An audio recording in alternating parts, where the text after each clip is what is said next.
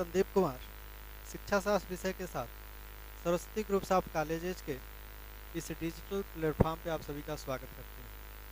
जैसा कि आप लोगों को पता है कि नई शिक्षा नीति 2020 के अनुरूप पाठ्यक्रम में कुछ परिवर्तन किए गए हैं और उस पाठ्यक्रम में परिवर्तन के आधार पर ठीक है यह पाठ्यक्रम संचालित किया जाएगा जो सेमेस्टर वाइज है, जिसमें पेपर का नाम आपका है शिक्षा का वैचारिक ढांचा, और इसमें जो हम लोगों का टॉपिक है वह है प्राचीन भारतीय ज्ञान परंपरा। ठीक है, इसके बारे में हम लोग पढ़ेंगे। आगे देखते हैं। देखिए इसमें क्या है कि ये जो राष्ट्रीय शिक्षा नीति या नीति 2020 जो पाठ्यक्रम निर्धारित किया है, इसी पाठ्यक्रम के आधार पर हम लोग अपना क्लास संचालित करेंगे। ठीक है, जिसमें सबसे पहला ही टॉपिक है प्राचीन भारतीय ज्ञान परंपरा। क्या है? प्राचीन भारतीय ज्ञान परंपरा। ये क्या है? ठीक है, इसके बारे में हम लोग जानेंगे। ठीक है, जैसा कि आप लोगों को नाम से ही पता होगा, प्राचीन, प्राचीन का तात्पर्य पुराने से है। ठीक है ना, पुराने समय से, यानी कि प्राचीन भारतीय, यानी कि भारत की बात की जा रही है, यानी कि भारत की जो ज्ञान परंपरा है उसकी बात की जा रही है। तो हमारी जो प्राचीन भारतीय ज्ञान परंपरा है यह पूर्णतः हमारी भारतीय दर्शन में समाहित है। इसमें समाहित है, तो भारतीय दर्शन में समाहित है। ठीक, भारतीय दर्शन यानी कि जो भी भारतीय दर्शन है इनको हम कैसे जानेंगे? प्राचीन भारतीय दर्शन। तो प्राचीन भारतीय दर्शन के अंतर्गत हम लोग वैदिक दर्शन,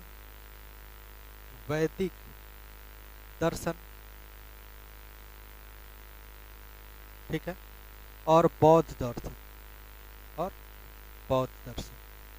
इन दोनों दर्शन के बारे में हम लोग जानेंगे। वैदिक दर्शन का तात्पर्य क्या था? वैदिक दर्शन के अनुरूप व्यक्ति का जो उद्देश्य था वह था आत्मानुभूति की प्राप्ति, या हम कह सकते हैं कि मोक्ष की प्राप्ति। ठीक, उसी तरह से बौद्ध दर्शन का जो उद्देश्य था वो क्या था? निर्वाण की प्राप्ति। क्या था? निर्वाण की प्राप्ति। ठीक है, यह निर्वाण बौद्ध दर्शन के अनुरूप निर्वाण शब्द का तात्पर्य मोक्ष या आत्मानुभूति से ही ली जाती है। ठीक, अब इनकी प्राप्ति के लिए जो भी प्राचीन शिक्षा दर्शन, यानी कि प्राचीन भारतीय दर्शन में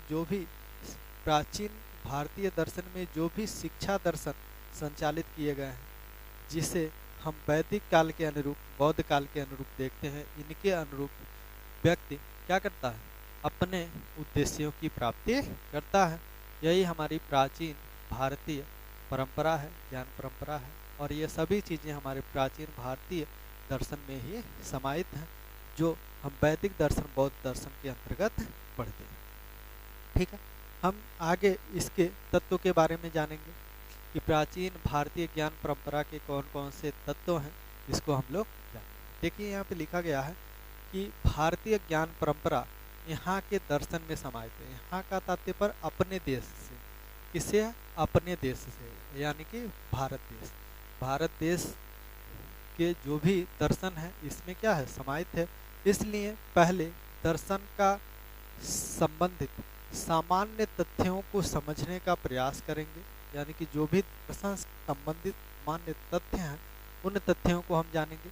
तो दर्शन का तात्पर्य सामान्यतः दृश्यते अनेन इति दर्शनम से लिया जाता है। इससे दृश्यते अनेन इति दर्शनम से लिया जाता है, अर्थात वह प्रक्रिया जिसके अंतर्गत देखा जाए, अर्थात विश्लेषण, चिंतन या मनन किया जाए। ठीक है, यानी कि जिस वस्तु को देखा जाए उसके बारे में क्या किया जाए? विश्लेषण किया जाए, चिंतन किया जाए। ठीक है, यही। ठीक, अब इसमें एक जो शब्द आता है वो होता है मीमांसा। ठीक है, क्या होता है? मीमांसा। अब जैसे ये जो दर्शन शब्द है, दर्शन शब्द के बहुत से पक्ष हैं। क्या है? बहुत से इसके पक्ष हैं, आधारभूत तत्व हैं, और उस तत्व में एक शब्द आता है मीमांसा, ठीक है, जिसे हम चिंतन के रूप में जानते हैं। अतः चिंतन को किसकी संज्ञा दी गई है? तो मीमांसा की संज्ञा दी गई है। और इस मीमांसा का जो अर्थ होता है वो क्या होता है? तो गहन विचार, परीक्षण, अनुसंधान, या हम कह सकते हैं कि निरीक्षण परीक्षण के माध्यम से संपूर्ण जानकारी प्राप्त करना ही क्या है? मीमांसा।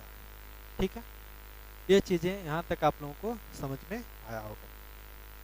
अब इसी के अंतर्गत ये जो दर्शन के तत्व बताए गए हैं, ठीक है, दर्शन के तत्व बताए गए हैं, कौन कौन से दर्शन के तत्व हैं इसको हम लोग देख लेते हैं। ठीक है, लिखते रहिएगा आप लोग, दर्शन के पक्ष, या इसी को हम तत्व के रूप में जानते हैं, जिसके माध्यम से किसी भी विचारधारा को, किसी भी तत्व को, किसी भी वस्तु के बारे में जाना परखा जा सकता है। तो इसके मुख्यतः 3 पक्ष बताए गए हैं, और लास्ट में एक और नवीनतम पक्ष के रूप में भी जाना जाता है, जिसमें जो पहला पक्ष है वह है तत्व मीमांसा। क्या है? तत्व मीमांसा। दूसरा जो है वह है ज्ञान मीमांसा। तीसरा जो है वह है आचार, या इसी को मूल्य मीमांसा के रूप में भी जाना जाता है। ठीक है, और एक और दर्शन के पक्ष है जिसे हम तर्क मीमांसा के रूप में जानते हैं। इसके रूप में जानते हैं तो तर्क मीमांसा के रूप में जानते हैं। ये 4 प्रकार के दर्शन के पक्ष हैं। इन्हीं के माध्यम से किसी भी वस्तु या किसी भी विचारधारा या किसी भी तथ्य के बारे में जानकारी प्राप्त की जाती है। जैसे आप कह सकते हैं कि हमारी जो प्राचीन भारतीय दर्शन था, जैसे वैदिक दर्शन, वैदिक दर्शन के अनुरूप व्यक्ति का जो उद्देश्य था, ठीक है, वो क्या था? आत्मानुभूति की प्राप्ति था। क्या था? आत्मानुभूति की प्राप्ति था। अब आत्मा क्या है? आत्मा के बारे में जानना, परमात्मा क्या है, सृष्टि क्या है, संसार क्या है, ब्रह्मांड क्या है, इन सब के बारे में जानना, जानने के लिए हम दर्शन के विभिन्न पक्षों का हम क्या करते हैं? प्रयोग करते हैं।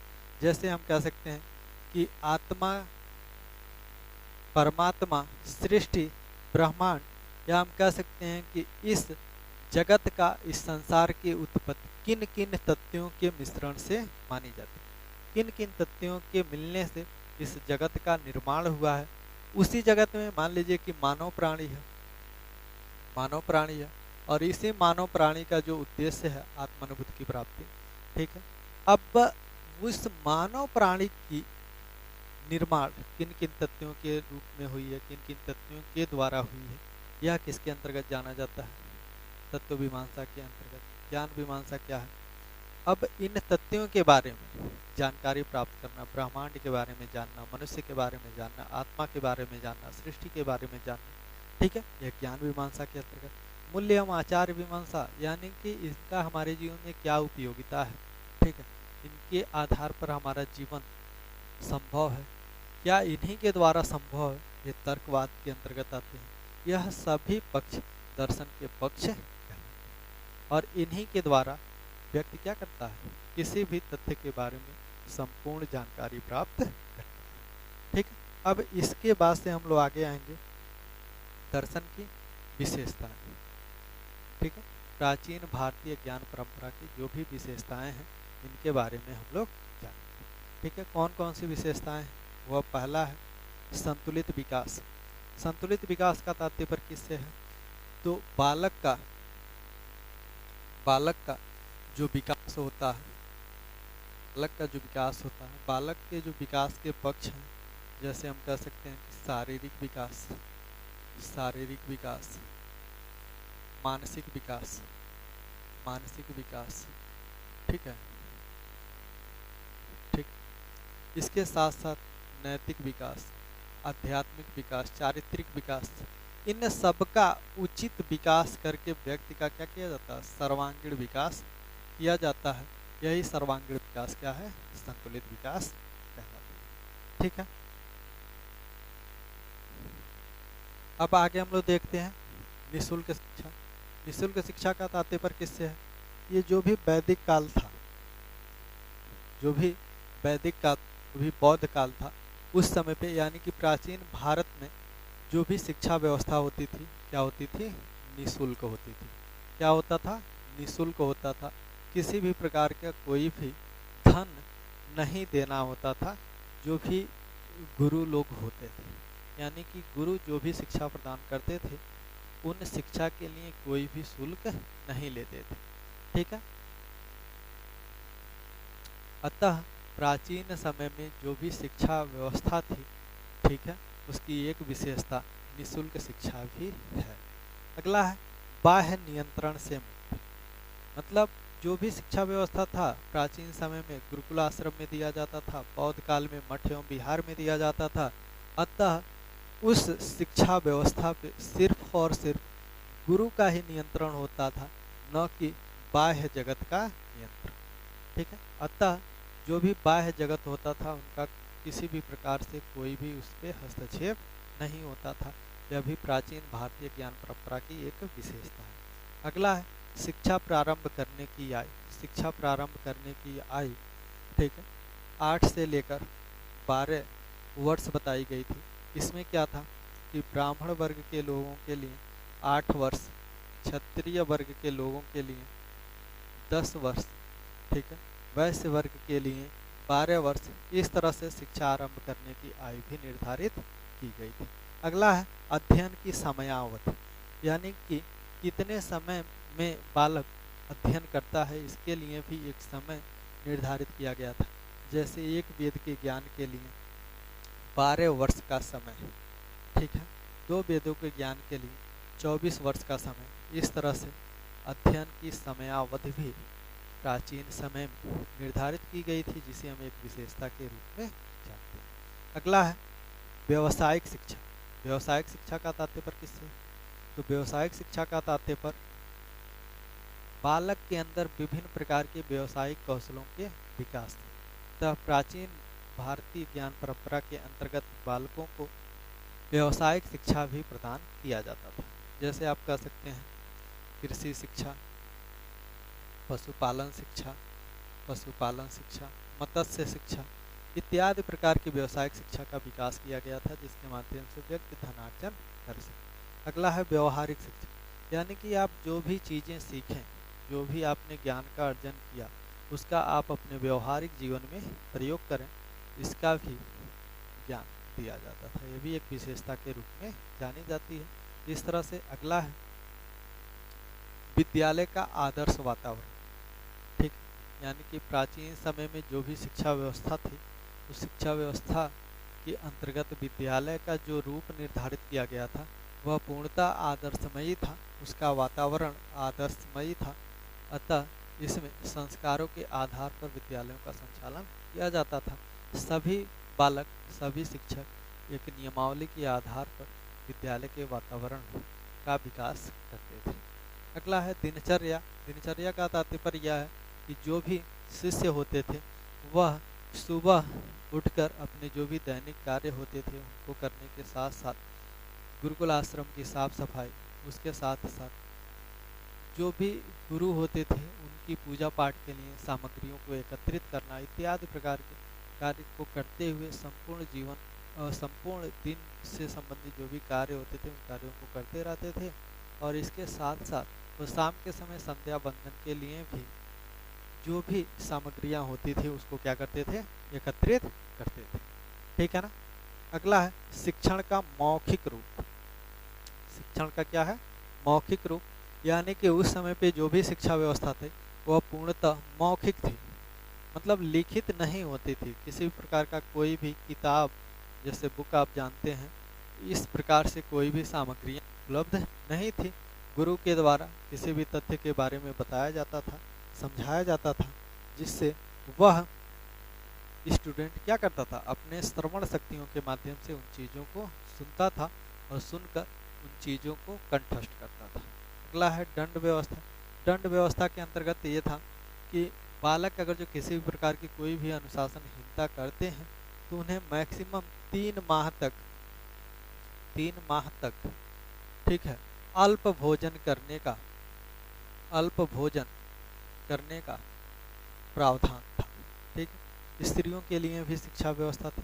साथ ही साथ गुरुकुल पद्धति यानी कि गुरुकुल आश्रम में गुरु के पास रहकर शिक्षा प्राप्त करने की व्यवस्था थी। सॉरी।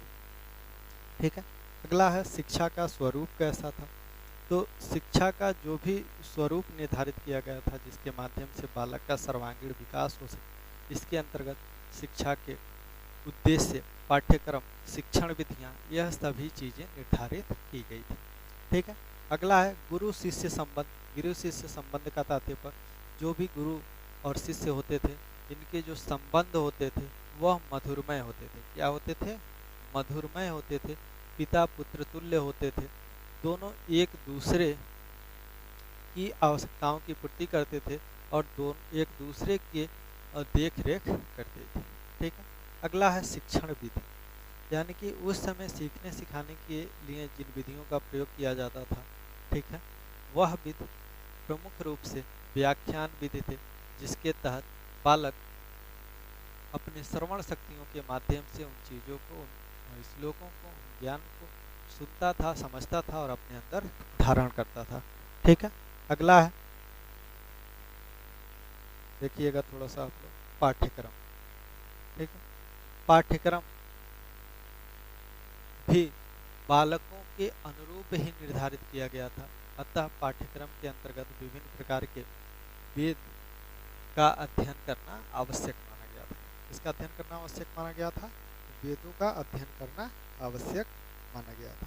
अतः हम कह सकते हैं कि जो भी शिक्षा से संबंधित पाठ्यक्रम संचालित किए गए थे, इनमें मुख्यतः दो प्रकार के कह सकते हैं कि पाठ्यक्रम संचालित किए गए थे। एक था अपरा और एक था परा। क्या क्या था? एक था अपरा पाठ्यक्रम और एक था परा पाठ्यक्रम।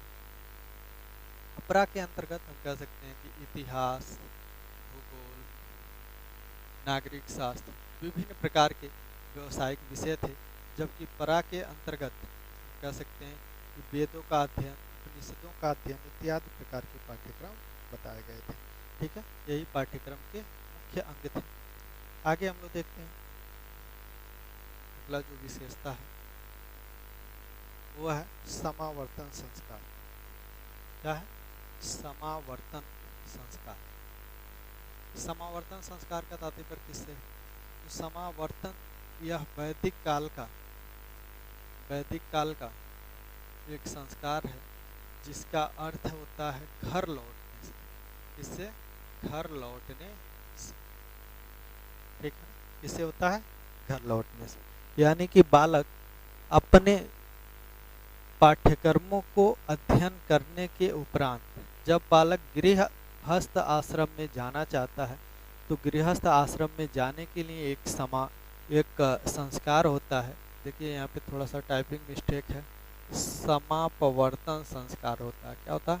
समापवर्तन संस्कार होता है, जिसके तहत वह गृहस्थ वेशभूषा क्या करता है? अपने अंदर धारण करता है। अतः ब्रह्मचर्य वस्त्र को त्याग कर गृहस्थ वस्त्र धारण करके घर लौटता है और गुरुओं के माध्यम से कुछ उपदेश भी दिए जाते हैं, जिन उपदेशों का वो क्या करता है? संपूर्ण जीवन निर्वाह करता है। इस तरह से हमने इस वीडियो में प्राचीन भारतीय ज्ञान परंपरा का अर्थ समझा, प्राचीन भारतीय ज्ञान परंपरा के कौन कौन से तत्व हैं इसको जाना, और उसके बाद से हमने क्या जाना? तो उसके बाद से हम लोगों ने इसकी विशेषता को पढ़े। ठीक है। उसके बाद से हम इसके उद्देश्य को पढ़ेंगे और वह उद्देश्य हम लोग अगले वीडियो में पढ़ेंगे। तब तक के लिए आप सभी को धन्यवाद।